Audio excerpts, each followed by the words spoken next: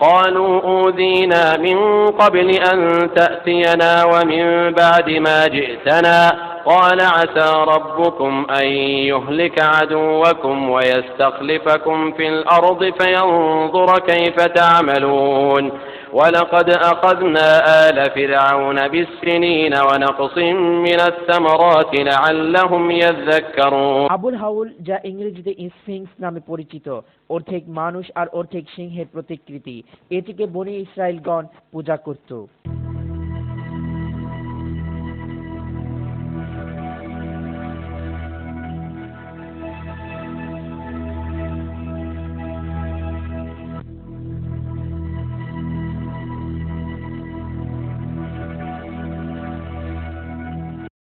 ফেরাউন বা দ্বিতীয় রামসিস।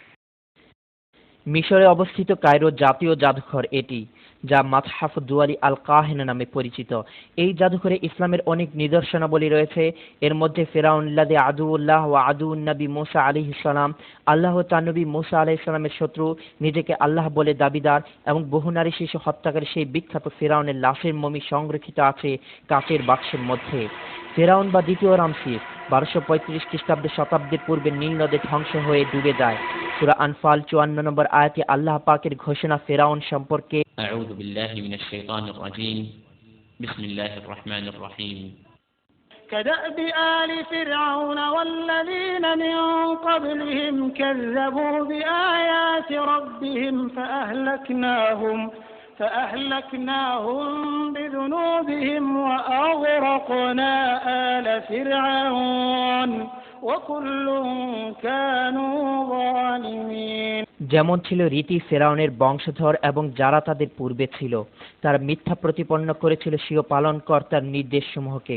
অতঃপর আমি তাদেরকে ধ্বংস করে দিয়েছি তাদের পাপের দরুন এবং ডুবিয়ে মেরেছি ফেরাউনের বংশধরদেরকে।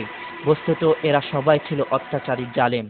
2831 খ্রিস্টাব্দে আবিষ্কৃত হয় ফেরাউনের লাশটি। দীর্ঘ 3116 বছর নীল নদের গর্ভে ডুবে থাকে তার লাশটি।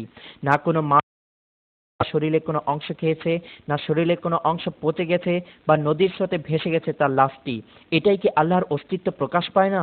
এই জাদুঘরে অন্যান্য লাশ